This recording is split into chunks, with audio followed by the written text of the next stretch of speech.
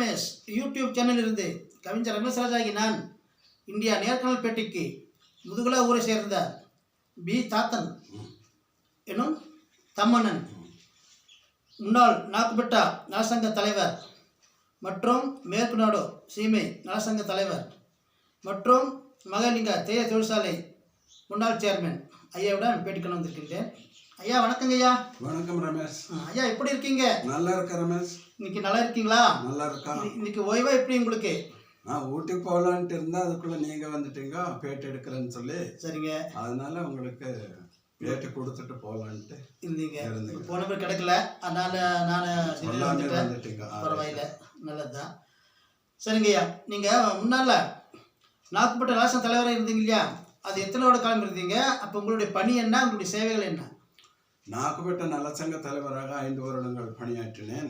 சரி. அப்பொழுது மெயின் பிரச்சனைங்கிறது தேயிலை பிரச்சனை தான். சரி. அதற்காக வாஜ்பாய் இருந்த காலத்தில் நேரடியாக அப்பொழுது இத்தலாரை சேர்ந்த நம்ம மாஸ்டர் மாதன் அவர்கள் பாராளுமன்ற உறுப்பினராக இருந்தார்.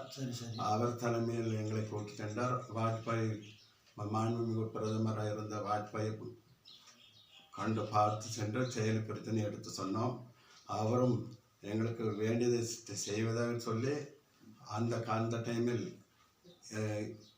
2 ரூபாய் மானியமாக, தேயிலைக்கு 2 ரூபாய் மானியமாக 2 முறைகள், ஒரு முறை 2 ரூபாய் வீதமும் மற்றொரு முறை 1.25 ரூபாய் வீதமாகவும் மானியமாக வழங்கினார்கள். அவர்களுக்கு இருவரும் இப்பொழுது இறைவனிடையே சேர்ந்து விட்டார்கள். அவர்கள் இருவர்களுக்கும் நமது சமுதாயத்தின் சார்பாக பெரும் வணக்கத்தையும் மரியாதையும் செலுத்துகிறோம். சிறப்பு சிறப்பு. சரிங்க ஐயா, நீங்கள் அந்த பொறுப்பு இருந்தப்போ உங்கள் தலைமையில் ஏதாவது போராட்டங்கள் நடத்தினீர்களா? தேயிலை போராட்டம் 2-3 முறை நடத்தினோம். சரி. மாவட்ட அலுவலகத்தின் முன்பும் மற்ற ஊர்களில் எல்லாமும் தேயிலை போராட்டம் சிறப்பாக நடந்தது. எவ்வளவு போராட்டம் நடத்தியும் கூட நமக்கு தேவைப்பட்ட இன்னும் அந்த பலன் இன்னும் கிடைக்கவில்லை. இன்றும் போராடி கொண்டே இருக்கிறோம். பெருமை பெருமை. அடுத்து மேற்கு நாடு சீமை நலசங்க தலைவராக இருந்தீங்க இல்லையா? சொல்லுங்க. அப்போ உங்களுடைய பணி நல்ல சிறப்பாக மிக்கது இருந்ததா நான் கேள்விப்பட்டிருக்கேன். அதனால தான் உங்களுக்கு பேட்டிக்கான வந்திருக்கேன். அதை பற்றி கொஞ்சம் சொல்லுங்களேன். மேற்கு நாடு சீமை தலைவராக ஏறக்குறைய 15 ஆண்டுகளுக்கு மேலாக பணியிட்டுள்ளேன். சரி. அதிலும் கூட முக்கியமாக தேயிலை பிரச்சனைக்காக இருந்தாலும் மற்ற இந்த ஊரில் சிறு சிறு பிரச்சனைகளாக கட்சி சார்ந்த இரு பிரிவினர் கட்சி இருக்கும்போது அவங்களை ஒன்றுபடுத்த எத்தனையோ ஊர்களில் கூட்டம் வைத்து 2 முறை அவர்களுடன் கலந்து ஆலோசித்து ஊர்களை ஒன்று சேர்க்கும் முயற்சியில் ஈடுபட்டோம். அதிலும் பல ஊர்கள் ஒன்றிணைந்தன. ஆனாலும் இன்னும் 1-2 ஊர்கள் இன்னும் சிறு மனக்கசப்பு கருத்து வேறுபாடுனால் இன்னும் கொஞ்சம் 2-3 ஊர்களில் இன்னும் கொஞ்சம் பிரச்சனை இன்னும் இருந்து கொண்டே இருக்கிறது. ரொம்ப சிறப்பு. அதற்காகவும் தொடர்ந்து பணியாற்றி கொண்டே இருக்கிறார்கள். இப்பொழுது முன்பு நான் மேற்கு நாடு தலைவராக இருந்தேன். இப்பொழுது நான் ஓய்வு பெற்றுவிட்டேன். மற்றவர்கள் அதை தொடர்ந்து பணியை செய்து கொண்டிருக்கிறார்கள். நீங்களும் அதை பற்றி பேசிக்கொண்டே இருக்கீங்க? இன்னும் அதை தொடர்ந்து அப்பொழுது பேசிக்கொண்டே இருக்கிறோம். சரிங்க ஐயா. அடுத்து மகாலிங்கா தேயிலை தொழிற்சாலையில் சேர்மன் இருந்தீங்க இல்லையா? அது எத்தனை வருட காலம் இருந்தீங்க? நான் 5 வருட காலம் தேயிலை தொழிற்சாலை பெருந்தலைவராக இருந்தேன். அந்த காலத்தில் தேயிலை தொழிற்சாலை வெகு சிறப்பாக நடந்து கொண்டிருந்தது. இப்பொழுது சில காரணங்களினால் தொழிற்சாலையும் நன்றாக நடப்பதற்கு கொடுக்கும் இலைக்கு பணமும் ஒழுங்காக வருவதில்லை. உறுப்பினர்களும்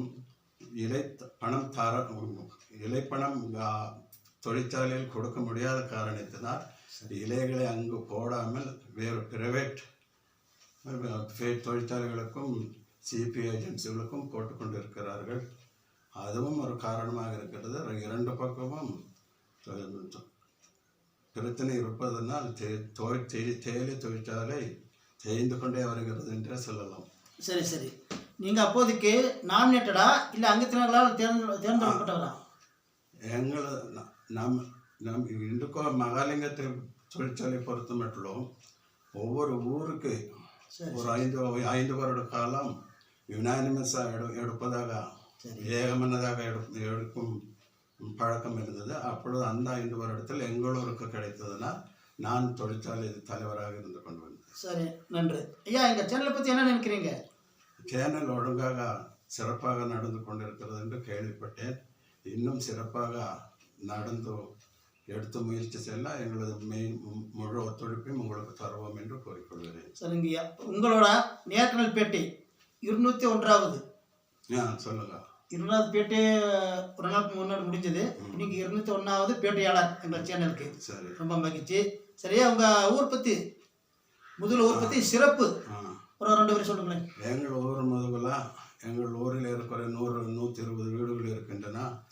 எல்லோரும் ஒற்றுமையாக இருக்கிறார்கள். எந்த கட்சி பாகுபாடு கருத்து வேறுபாடு ஒன்றும் இல்லை. சிறப்பாக எங்கள் ஊரில் முருகன் கோயில் சரி நமக்கு முன்னால் இருக்கிறது. முருகன் கோயில் வருஷத்திற்கு ஒரு தடவை தைப்பூச நாட்களில் சிறப்பாக கொண்டாடுகிறோம்.